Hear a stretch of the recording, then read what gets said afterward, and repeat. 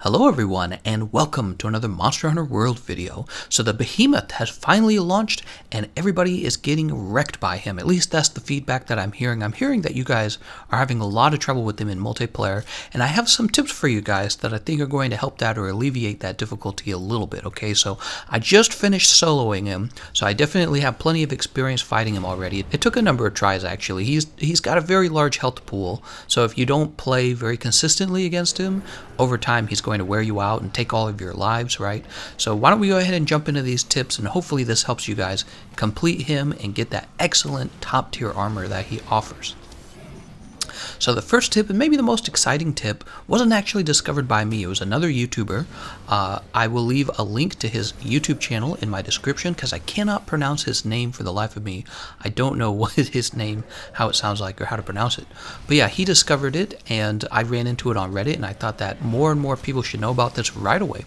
Is the new Dragoon emote that you get while you're unlocking the Behemoth fight, right? That Dragoon emote can actually be used to dodge the ecliptic meteor, and that's actually a pretty big deal. So if you're in a situation where all of the comets have been destroyed, or you know you're not going to make it back to the comet, what you can do is you can have that emote on your radial menu, and this will allow you to use the emote very quickly. And if you time it correctly, you can see that you can actually get out of his attack. Another thing worth noting is that it's also considered an attack if you land it on the monster. Okay, so really a terrific emote that is, you could even consider it like a special move, almost like an attack. Tip number 2, the Behemoth puts down a lot of tornadoes. Okay, so he has different phases. He has 4 phases. And on phase 2 and phase 4, he'll actually put down a whole bunch of tornadoes. And the trick is if he's targeted you to cast that tornado onto you, the trick is you need to run to the edge of the room, and then you need to let the tornado actually activate on the edge of the room. And this keeps the tornado out of the center of the room. Especially what you don't want to do is create a wall of tornadoes. This is very possible to do, and it's very bad. Okay, so it's your responsibility. If he's targeted you, it's your responsibility to get that tornado away from your friends and away from the center of the playing field. Tip number 3, so this was really important for me when I was soloing Behemoth. I realized his 4th stage is also his craziest. He just goes all out and uses all his moves basically. He's very aggressive and it's hard to do anything to him. And what I learned is that you want to save all of your ailments for the 4th stage. So if you've got like a bowgun that can use sleep ammo, you want to use the sleep ammo on that 4th stage as much as you can. Put him to sleep like twice if you can, and that's going to make it a lot easier to fight him. Similar if you've got like sticky ammo, you can cause all of the stuns at the end of the fight rather than early on in the fight. That's going to help a lot. Alright, now we're on to tip number 4. In phase 3 of the Behemoth fight, he'll actually use a move where he will pin you down for a while actually, and then he'll cause bleed. And this is really difficult because when you're fighting Behemoth, you have to move all the time. So you're not really able to just stand there and crouch and get rid of the bleed ailment.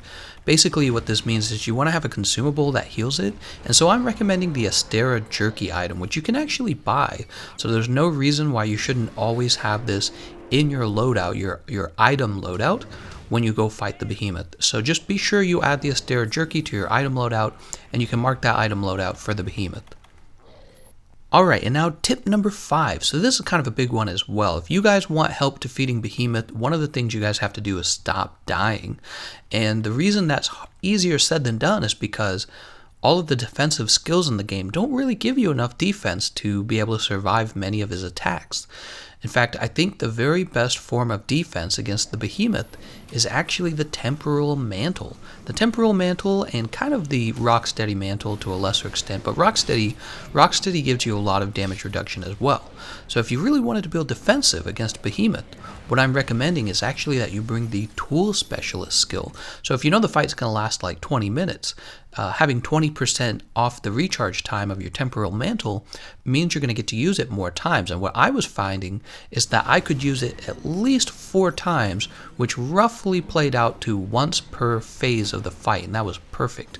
So for each phase of the fight, I got to use the Rocksteady Mantle once and the Temporal Mantle once, and that was actually the best defense I could build against him, because I tried the defensive skills against the Behemoth, the Fortify, Protection, Vitality, and it just didn't matter. He just deals tons of damage. So yeah, the Temporal Mantle is a lifesaver. It's the mantle we got when Lunastra came out, so if you don't have the Temporal Mantle, go out and unlock it before you fight the Behemoth.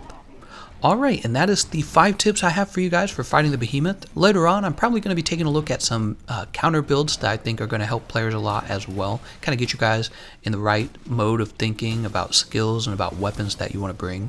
And so yeah, once again, I want to mention, if you guys have some great tips that you want to share, be sure to mention them in the comment section so that you can help more people figure out how to beat Behemoth and more people can access his excellent armor. Alright, I want to thank you all for watching, and I'll see you guys next time.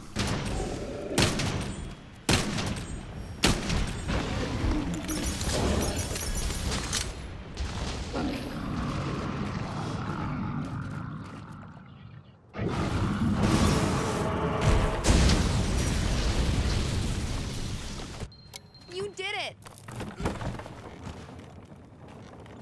Really? Oh my gosh, you guys! I just want to thank y'all so much!